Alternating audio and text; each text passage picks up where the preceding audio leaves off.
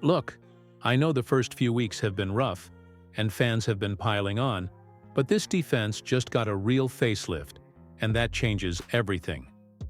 The big takeaway right now is that multiple reinforcements are finally filtering back into practice and into the team's availability. Shavon Revel Jr. has been activated and is back in the fold. Malik Hooker's 21-day window just opened, and Donovan Wilson was back at practice this week. Even Josh Butler, who had some really promising games before his ACL, is signaling he's close to opening his practice window. That's not small. If 2 or 3 of those guys can be active and effective, the Cowboys could quite literally swap out half of their defensive alignment and expect a different look on game day, which is huge because the problems we were seeing weren't just one-off plays. They were personnel holes showing up every snap. When you've got starters who were paid to play and can come back, that immediately raises the floor for the unit. Now, I don't want you to get carried away. Returning players don't automatically fix scheme or communication issues. But context matters. This Raiders matchup is about as good a place as any to reintroduce pieces. The Raiders' receiver room is thin, and it gives the coaching staff a softer re-entry point to ease guys back into game speed. That's smart roster management. Bring guys back where you can hide some vulnerabilities while you get them right. If Hooker and Wilson can give you reliable range and some playmaking ability, and if Revel and Butler tighten up the corner room, suddenly the secondary becomes a functioning unit, instead of a liability you have to game plan around. More than anything, this should buy patience, for now. The defense can't fairly be judged over a short stretch when the roster is literally shifting mid-season. That said, the expectation is simple. When paid starters return, they need to play to their salary and role. If the unit still gets beat, after these additions, the conversation shifts from injuries to coaching and scheme. And that's a different level of concern. For now, celebrate the reinforcements. And tell me in the comments which returning defender you want out there first. Malik Hooker, Donovan Wilson, Shavon Revel Jr., or Josh Butler. Vote in the comments and say why. Also, if you haven't already, hit subscribe to help us reach 17,000 subscribers and drop a like on this video.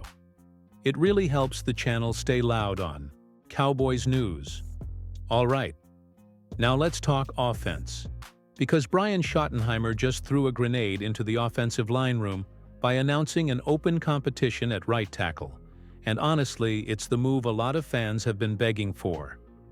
Terrence Steele has been an entrenched starter for seasons, but his repeated struggles in pass protection have become impossible to ignore. When your offense is built around protecting the quarterback, you can't have an obvious weak link on the edge. Schottenheimer calling this an open battle signals the staff is willing to prioritize protection over seniority. And that's exactly the kind of accountability the line needed. So what are the Cowboys actually looking for at right tackle?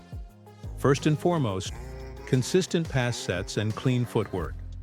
You need someone who can mirror speed rushers, stack and slide against power, and avoid the kind of penalties and false steps that convert promising drives into third and long. Run blocking is valuable, but not at the expense of giving Dak a collapsing pocket on obvious dropbacks. That's why this competition matters. It isn't just about replacing a starter, it's about preserving the entire offense's identity. Who's in the conversation? Nate Thomas should be first on your radar. He's shown flashes in spot duty and offers more reliable pass-pro traits than what we've seen from Steele lately. The staff could also look to a younger option like rookie Johnny Cornelius if they like the upside and want to bet on athleticism and growth. There are other depth pieces on the roster who could get a look in camp reps or rotational snaps, and some veteran depth guys who might have been slated to compete are themselves banged up, which opens the door for youth. The Cowboys could even try a mix. Start one of the young guys early and rotate to see if anything clicks. There's one big risk. Switching tackles mid-season can create communication issues and new mistakes as linemen learn to work with different combos and slide protections. But the counterpoint is this: keeping a tackle who consistently struggles in pass protection may do more harm than a short-term learning curve. If the staff is confident a younger player can at least hold the edge, it's a move worth making for Dak's pocket and the offense's long-term health. Bottom line, this is accountability, and it's overdue. If Nate Thomas or another young lineman can give you more consistent protection, benching Steele isn't an unsympathetic move. It's a necessary one. So tell me straight, should the Cowboys bench Terrence Steele immediately if the pass protection keeps failing? Vote yes or no in the comments and tell me why. And if you're new here, subscribe to help us hit 17,000 and drop a like so we can keep breaking down moves like this. Next, let's get into the rookies and young contributors, because the draft class and under-the-radar depth are the reason you can still feel optimistic. Start with Tyler Booker up front. He's shown the kind of steadiness and technique that makes you comfortable thinking about an internal upgrade at tackle. If the staff wants a younger, more reliable pass protector, Booker is the sort of player who can at least give you a cleaner set on obvious dropbacks while he continues to grow in run schemes. And that matters a lot when protecting Dak on long-developing plays. On the defensive front, Donovan Ezeruaku has been noticeable. Consistent effort on the edge and flashes that suggest he's ready to be a rotational difference-maker rather than just a late-round project. If you combine young edge pressure with the returning veterans we talked about earlier, the defense goes from shaky depth to legitimate depth plus. That's a real swing. I also want to call out Jaden Blue and Shamar James. Blue has had a rough patch with ball security. That fumble really hurt his momentum. But the coaching staff seems willing to keep working with him, which tells you they still see upside. Shamar James, on the other hand, has been the pleasant surprise. He's playing faster than many expected and is contributing in coverage and run support more consistently than preseason hype suggested. That kind of rookie role flip isn't a failure. It's a sign the team's scouting and development are doing their job. Phil Maffa is a stash piece for depth once he's healthy, and even though he's on reserve injured right now, his skill set gives hope for later in the season. The reason these young pieces matter is simple. When injuries hit or the staff wants to mix packages, having rookie options who can actually execute gives you roster flexibility without panicking in free agency. Not every rookie will become a starter, and not every late-round guy turns into a diamond. But this class is giving the Cowboys real options. Some names will grow into bigger roles, others will be situational chess pieces, and a few could surprise us all. So who's your Rookie of the Year pick? For the Cowboys, pick one. Tyler Booker, Donovan Ezeruaku, Jaden Blue, Shamar James, or someone else. And tell me why in the comments. And if you're enjoying this breakdown, hit subscribe to push us towards 17,000 and drop a like so I know to keep doing these deep dives. Now let's stitch it all together and set realistic expectations for the Raiders game. The good news is obvious. When you get contributors like Malik Hooker, Donovan Wilson, Shaven Revel Jr., and possibly Josh Butler back into the rotation, the defense's floor rises. You go from paper-thin depth that had to mask mismatches to a group that at least has trusted veterans and clearer roles. That should reduce mental errors, improve communication in the secondary, and give the pass rush cleaner opportunities because coverage can hold a little longer. On paper, that's the kind of upgrade that changes how an opponent attacks you. But here's the reality check. Returns don't equal instant perfection. Even healthy starters need reps to get timing and communication right, especially in a secondary that's seen so much rotation.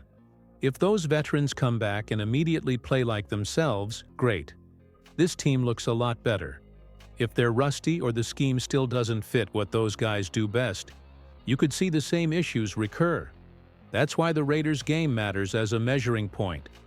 It's a softer matchup for reintroductions, but it's also a moment where we'll see if these moves were merely temporary bandages or real fixes. On offense, the right tackle competition matters more than ever because protection and time in the pocket directly affect whether the defense's improvements actually help you win. Dak needs clean pockets to take advantage of coverage and produce third down stops for your defense to rest. If Schottenheimer's competition yields a more stable right edge, even if it's a young guy learning on the fly, that can be the difference between a balanced team and one still fighting to keep drives alive. Conversely, if pass protection stays shaky, no amount of defensive returns will paper over constant turnovers and third and long situations. So what should you expect Sunday? Conservative optimism. Expect improved tackling, fewer busted coverages, and a cleaner rotation in the secondary. Expect the coaching staff to be cautious about reintroducing players. They'll likely game-manage snaps. Expect the offensive line to look for stability. Don't be surprised if the staff leans toward the option that preserves Dak's pocket, even if it means short-term growing pains. And most importantly, watch how the team responds to mistakes. Are problems fixed on the sidelines, or do they repeat? If fixes come quickly, that's a staff operating well. If they don't, the evaluation shifts to scheme and coaching accountability. Final poll, simple one. After these reinforcements, do you feel confident in the Cowboys' defense? Yes or no? Vote in the comments and tell me why. I want real takes, not just hot reactions. If you liked this breakdown and want more game week previews and locker room updates, hit subscribe to help the channel reach 17,000 subscribers and drop a like on the video. It really helps the channel keep bringing content. Thanks for sticking with the breakdown. Let me know which part you're most hyped about. The returning safeties, the right tackle competition, or the rookies stepping up.